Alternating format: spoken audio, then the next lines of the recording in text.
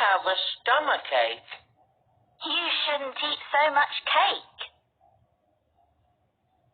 She cut her finger.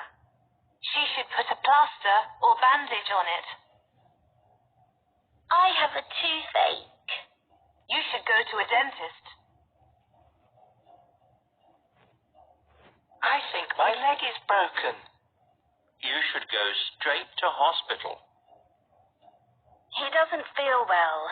He has a cough, a cold, and his throat is sore. He shouldn't be at school. My feet are hurting.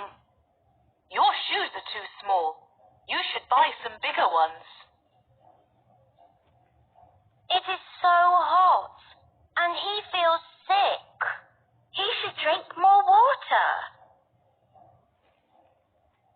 They're always tired at school. They should get more sleep.